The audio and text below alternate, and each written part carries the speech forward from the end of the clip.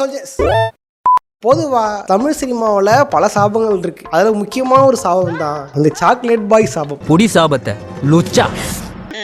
Chocolate boy சாபம் பார்த்தீங்க அப்படின்னா பல ஆக்டரை தாக்கியிருக்கு, பல ஆக்டரை வந்து சோழியை முடிச்சு விட்டுருக்கு. சோழி முடிச்சு அப்படின்னா வந்து முன்னொரு காலத்துல சாக்லேட் பாயா வந்துட்டு இருப்பாங்க. பல கன்னி பெண்ணில் நெஞ்சுக்குள் கையெழுத்து போட்டுக்கிட்டு ஜாலியா இருந்திருப்பாங்க. பட் சில வருஷம் கழிச்சு பாத்தீங்க அப்படின்னா அவங்க என்ன ஆனாங்க ஏதானாங்கன்னே தெரியாது. ஃபீல்டு விட்டு காணாம எங்கேயோ போயிட்டு இருப்பாங்க. நிஜமாவே கம்பி நின்றுட்டான். பல வருஷம் கழிச்சு நம்ம பார்க்கும் பொழுது காதல் படம் பரத் மாதிரி ஞான்னு சுத்திட்டு இருப்பாங்க. இந்த சாக்லேட் பாய் காசு எப்படி வந்துச்சு, யாரெல்லாம் பாதிக்கப்பட்டாங்க, யாரை தப்பிச்சு ஓடினாங்க அப்படின்றத பத்தி இந்த தெளிவா பார்க்கலாம். பார்த்துருவோம். யாரா லைக் பண்ணீங்க, யாரா சப்ஸ்கிரைப் பண்ணிங்க. ஓகே ஓரம் சைட போயிடலாம். என்ன கந்தசாமி இந்த ஷோ கோலிவுட் கந்தசாமி. இந்திரா வந்தது சந்திரா வந்தது இந்த சினிமாதா, இங்க எம்ஜிஆர் வந்தது என்டிஆர் வந்தது இந்த சினிமாதா. பொதுவாக தமிழ் சினிமாவில் ஒரு ஆக்டர் வந்து புதுசாக வராரு அப்படின்னா எடுத்த உடனே அவரால் வந்து ஒரு ஆக்ஷன் பாயா ஒரு அட்வென்ச்சர் பாயா வந்து இருக்க முடியுமா? முடியாது. எடுத்த உடனே 4 பேரை போட்டு பிறந்தீங்கன்னு வச்சிங்களேன், யாரா வர சீனா பாடுறான் அப்படின்ட்டு ஆடியன்ஸே வந்து பார்த்து கடை கிளம்பிடுவாங்க. விடு அது பில்டப்ன்ற பேர்ல என்னமோ பண்ணிருக்குது.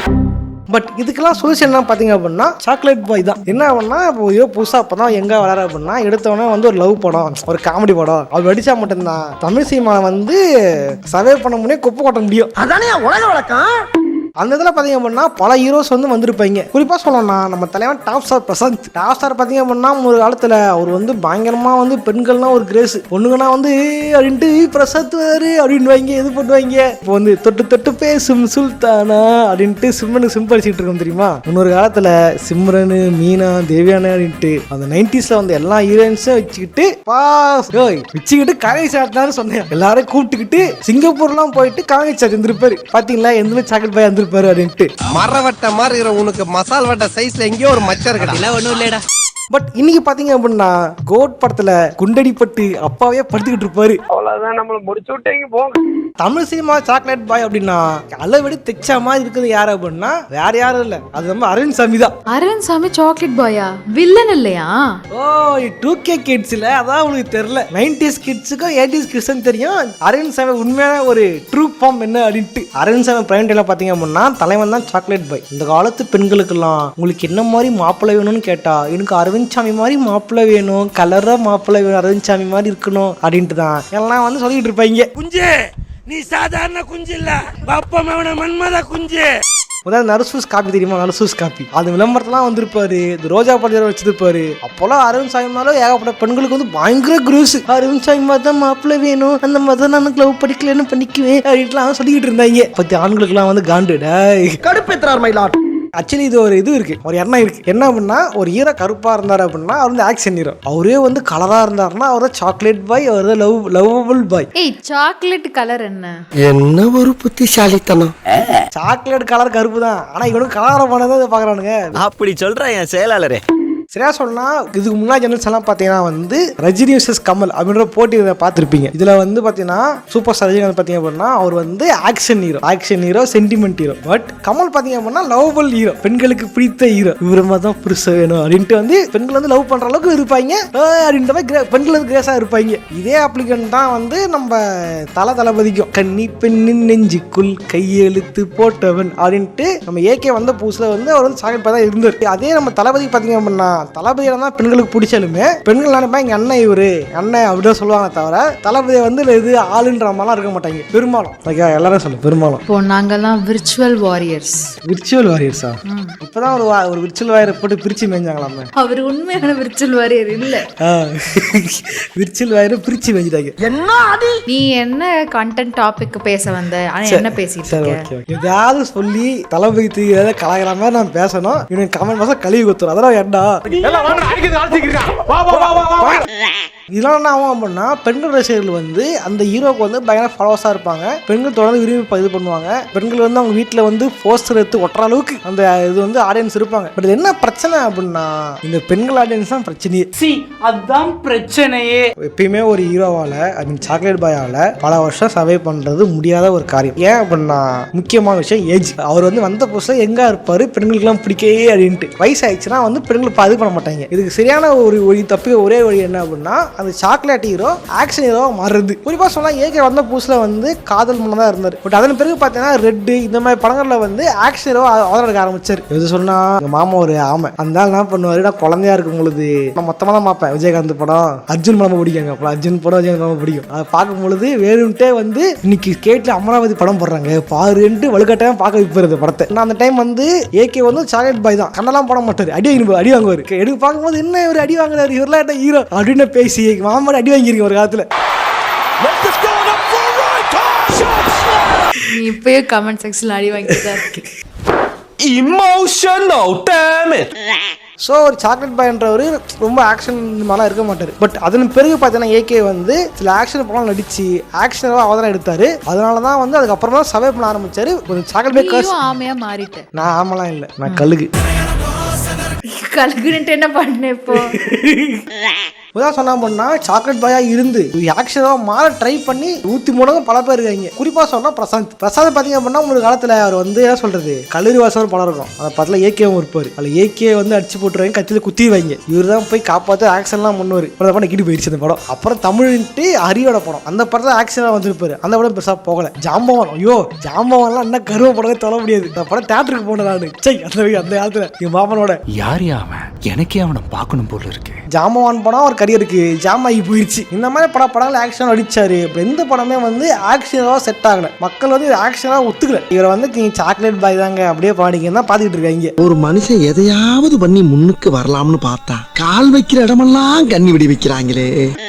காதல் கடிதம் எழுதவே சந்திரனும் சூரியனும் தபால்காரர்கள் இந்த மாதிரி சிம்ரன் பாட்டு பாடிக்கிட்டு லவ் பண்ணிட்டு நாங்கள் பார்க்குறோம். அதை விட்டு அண்ணகன் மாதிரி சிம்ரனை வெளியா போட்டு நீங்க ஆக்ஷன் பண்ணாதீங்க நாங்கள் பார்க்க மாட்டோம்ட்டு தான் பல பேர் வந்து சொல்லிக்கிட்டு இருக்காங்க. இதான் சொன்னா நம்ம தளபதியை பார்த்தீங்கன்னா ஆரம்ப காலத்தில் வந்து கொஞ்சம் அந்த மாதிரி நடிச்சிட்டு இருந்தாரு. ஓகே ஈரன தலைவராக இருந்த காலத்தில். அதன் பிறகு பார்த்தீங்கன்னா வந்து பூவே உனக்காக டீசல் மடிக்க ஆரம்பிச்சாரு. காதலுக்கு மரியாதை, லவ் டுடே இந்த மாதிரி படங்கள் அடிச்சு ஒரு லவ் பல் ஹீரோவா இருந்தார். பட் லவ் பல் ஹீரோவா இருந்தா படம் சர்வே பண்ண முடியாதுன்றது நம்ம தளபதிக்கும் தெரியும். அவர் ஆக்ஷனாக அவதான் எடுக்கணும் அப்படின்ட்டு எடுத்த படம் தான் வந்து திருமலை பார்த்தீங்கன்னா வந்து லவ் படம் தான். அப்படி ஆக்ஷனை கலந்து விட்டு தளபதிக்கு ஒரு ரெக்கார்டு பிரேக்காக கொடுத்துருக்க அந்த படம். தளபதியை வந்து ஆக்ஷனாக வந்து மக்கள்கிட்ட கொண்டு போயிருந்தது அந்த படம். அதன் பிறகு கில்லி இது மாதிரி பல ஆக்ஷன் பண்ணி நம்ம தளபதி வந்து இன்னைக்கு வந்து ஒரு ஆக்ஷனாக மக்கள் வந்து நிற்கிறாருன்னா காரணம் வந்து இந்த ஒரு டிரான்ஸ்ஃபார்மேஷன் தான் முக்கியமான காரணமே. இதே மாதிரி ஃபயர் ஆனவங்க யாருன்னு பார்த்தீங்க அப்படின்னா இன்னொருத்தர் இருக்காரு. யாரும் சின்ன தளபதி யார் தெரியுமா?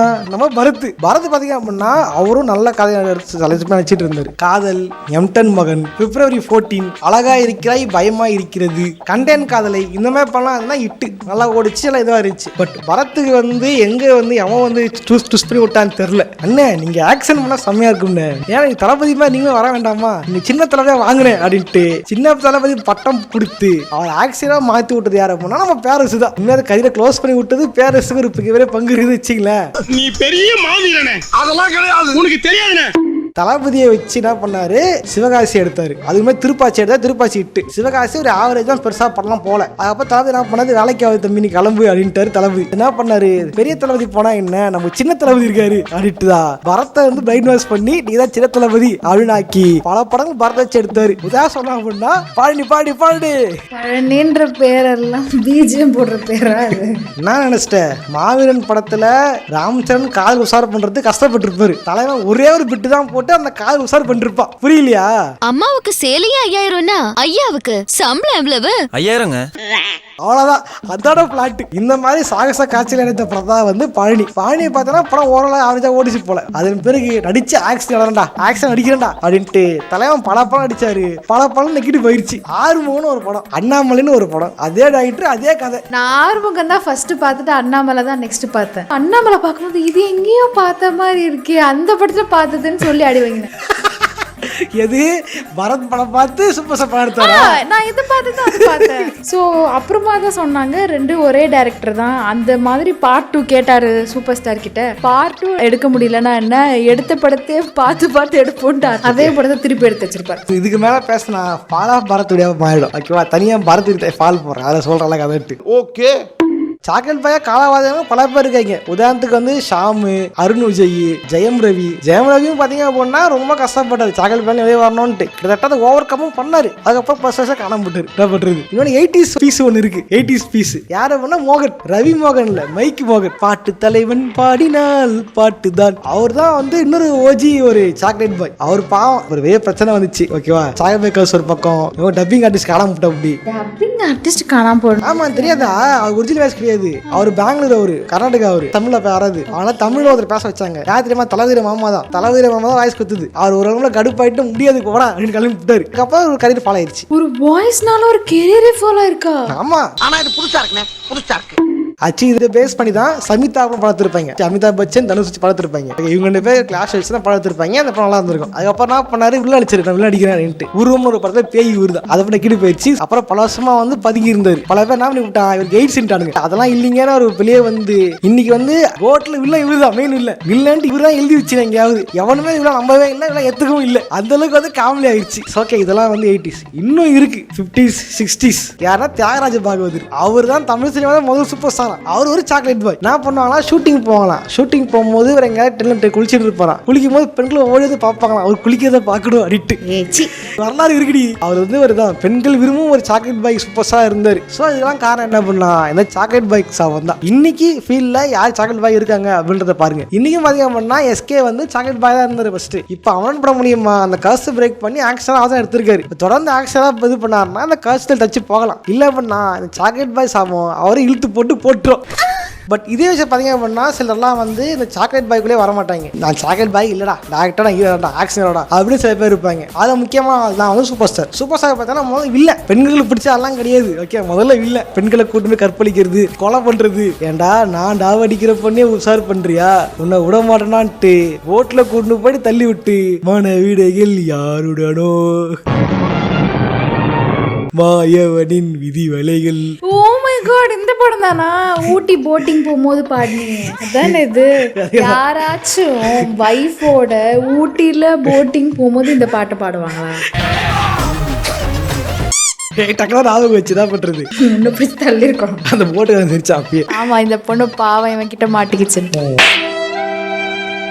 இந்த மாதிரி ரவுடிசம் பண்ணிட்டு இருந்தாரு. அதுக்கப்புறம் ஹீரோ ஆனதுக்கு அப்புறம் தான் டேரக்டா ஒரு ஆக்ஷன் ஹீரோ, டேரக்டா ஹீரோ மாறினாரு. இதே மாதிரி பார்த்தீங்கன்னா இந்த சிறப்பம்சம் யாருக்கு வரும்னா விஷாலுக்கு வரும். விஷால் பார்த்தீங்கன்னா வந்து சிலவம் வச்சிருப்பாரு. சிலவம் அடிக்கும் போதெல்லாம் சாயல் வேலாம் கிடையாது. ஓகேவா, அவர் இப்ப தான் இதான் சொல்றேன். அடுத்ததான் சண்டைக்கோழி பார்த்தீங்க அப்படின்னா ஆக்ஷன் போன ஆக்ஷன் ஹீரோ. படம் பார்த்தா இட்டாதுக்கு அப்புறம் தான் விஷால் வந்து ஒரு ஆக்ஷனாக வளம் வந்தாரு. நிறைய படம் வச்சாரு. தாமிரபரணி இந்த மாதிரி பல ஆக்ஷன் அடிச்சாரு. அதுக்கப்புறம் ஒரு கரியர் சரியா மெயின்டைன் பண்ணாதுன்றது அவர் பர்சனல் விஷயம். டக்குன்னு ஒரு ஆக்ஷனாக மாறினதுக்கும் டக்குன்னு வந்து ரஜினி சூப்பர் ஸ்டார் ஆனதுக்கும் காரணம் என்ன அப்படின்னா இந்த சாக்லேட் பேக்கர்ஸ் அவனை தாக்காதான் காரணம். ஒருவேளை அவங்க சாக்லேட் பேக்கர்ஸ் தாக்கியிருந்தா அவங்களாலும் வந்து ஒரு ஆக்ஷனாக மாறதுக்கு ஸ்ட்ரகிள் பண்ணியிருந்திருப்பாங்க. ஸோ இந்த கர்ஸ் பற்றி தெரிஞ்சு நினைக்கிறேன். ரொம்ப நாளாக போன வீடியோ ரொம்ப நாளாக வந்து இப்போ இந்த இன்ட்ரோ மட்டும் எடுத்து விட்டு ஸ்டூடியோ பாய் ஓடிவிட்டேன். டைம் ஆகி போச்சு, பசிக்குது அப்படின்ட்டு இன்னைக்கு தான் ஃபுல்லாக எடுத்துருக்கேன். ஓகே, இந்த சாபத்தை நினைக்கிறீங்க, இந்த சாபத்தில் பாதிக்கப்பட்டவங்க வேற யாரும் இருப்பாங்கன்னு நினைக்கிறீங்க அப்படின்னு கமெண்ட் பண்ணுங்க. நானும் வந்து என்ன எது இப்போ தெரிஞ்சுக்கிறேன். ஓகேவா? ஓகே, இதே மாதிரியான இன்னொரு சுவாரஸ்யம் சந்திக்கிறேன். போடுறேன், பாய்.